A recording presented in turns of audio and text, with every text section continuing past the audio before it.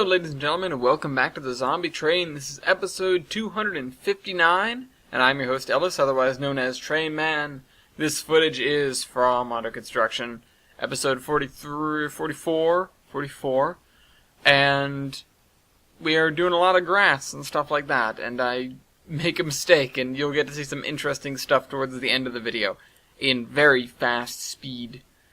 But anyways, this week we have a question from 2716 Productions back on episode 215.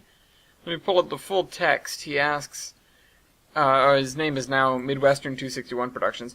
He asks, now did you ever happen to come across an old electric line or a old electric line that was in perfect condition to use, and if so, did you use any of the famous GG1s or E60 CPs back then? Please answer in a video, ? So, I've talked about electrics before, and I've talked about how much of a pain the GG1s were, and, you know, they weren't worth my trouble. The AEM7s were available and fixable, and, you know, generally ran fairly well. However, you brought up an electric line in perfect condition, and also E60s, made me jump to a little place out west. So, towards the middle of the Zombie Train Incorporated, when we were really moving into steam power hard and we were looking for places where we could get a lot of coal very easily, we, you know, sort of came upon / remembered, whatever you want to call it, the Black Mesa and Lake Powell Railroad, which runs E60s and connects a coal mine to a power plant, and that is all. And we figured, well, we don't really need the power plant except to run the trains because there isn't really anybody living out here. So we could use all this coal, if we can get it out, and run our engines with it. And that is what we did. We had to build some railroad track. It wasn't simple or easy because the line is completely isolated. But once we did, we finally had the ability to get pretty significant amounts of coal.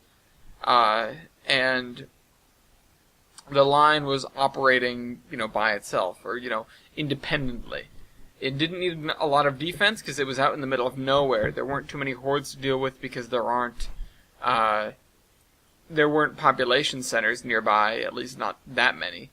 And once we had connected it up, we were able to string the electric wire out to a junction with the most nearby main line. I don't know what that was, but we were able to run E60s all the way out to a place where the coal could be picked up by a steam engine and used for the Midwest and the Rockies, that general area. So we had coal trains that would then run up the Front Range from, you know, this area that's in the southwest, and it actually worked pretty damn well. I almost underestimated how well it was going to do, because initially I thought, you know, it's a good idea, I guess, you know, that's way in the middle of nowhere, it's, you know, it's not worth it. But then you realize that the area right around there, because it's north of Flagstaff, the area around there is empty. It is flat. And for the most part, it's like, alright, what are we gonna do? Hold on, let me pull up something real quick. And I need to not lollygag in these episodes because, you know. But it's not like the Black Mesa and Lake Powell has to wind its way through tough mountain terrain. It's really just kind of empty. We were able to build a track that ran almost dead to Flagstaff along US 99 or so. It diverged a little bit, but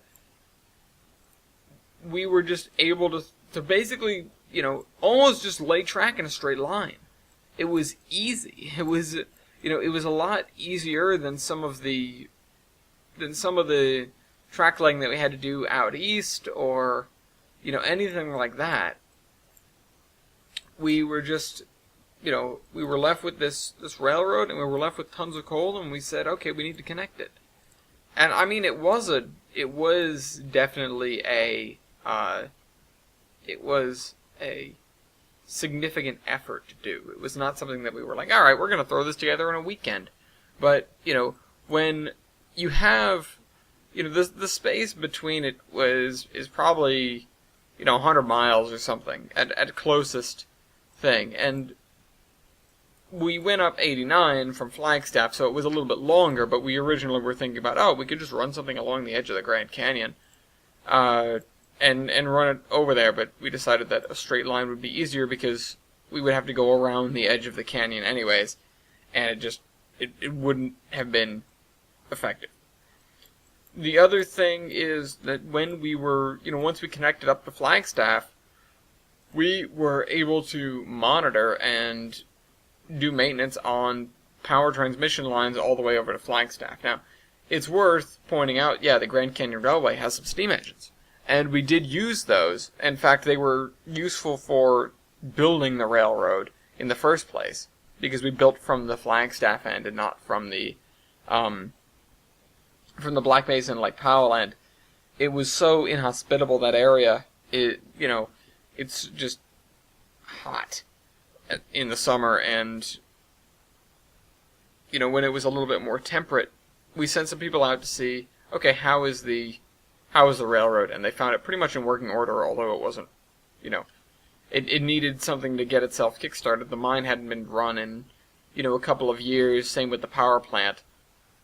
And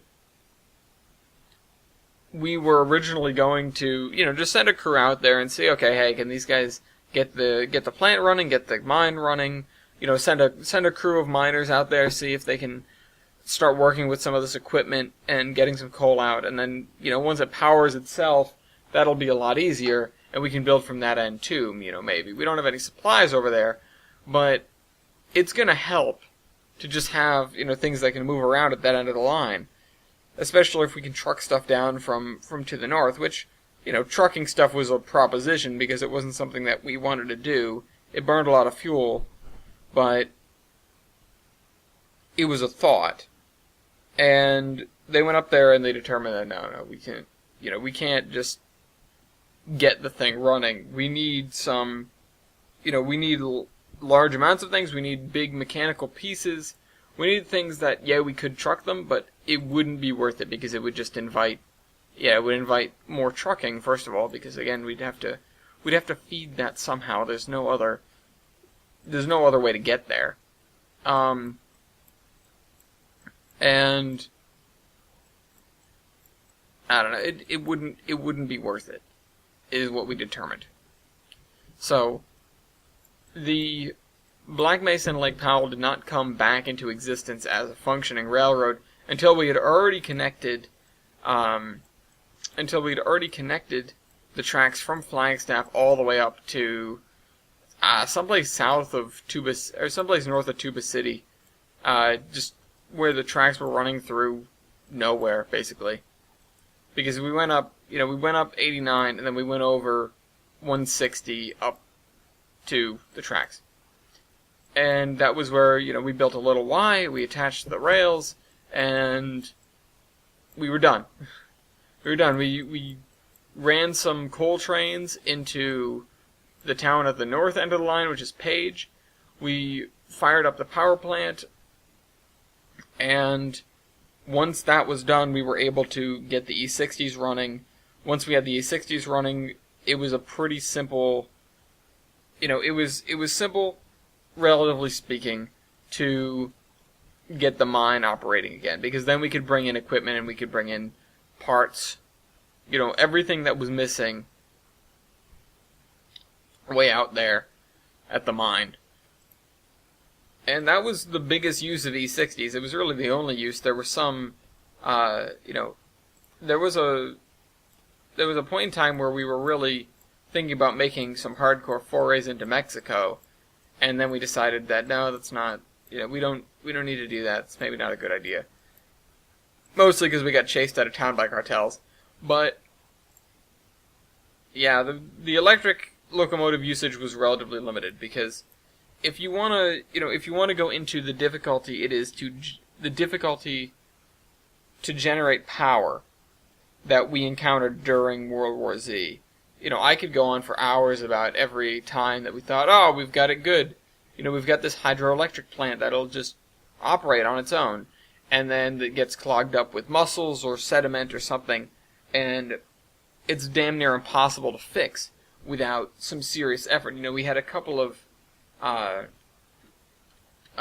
bizarre, incredibly rare circumstances where we found, like I don't even remember what the place is called, but we encountered it on the way to New Orleans the first time, and it was a generating plant. But the guys who ran it were these pair of old guys that knew that if you did some pretty horrible stuff to the turbines, you could get it to blow out the sediment that was backing it up, and that's nuts.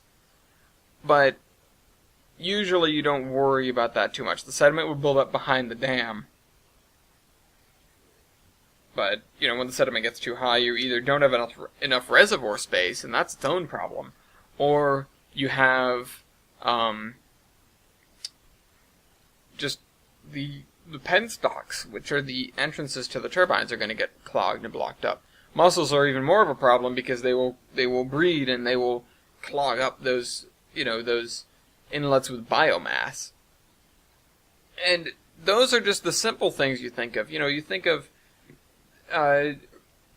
wind turbines or solar panels. It's not like, maybe if we'd had another 5-10 years before World War Z hit, before the Great Panic happened, we would have had a lot more renewables to play with.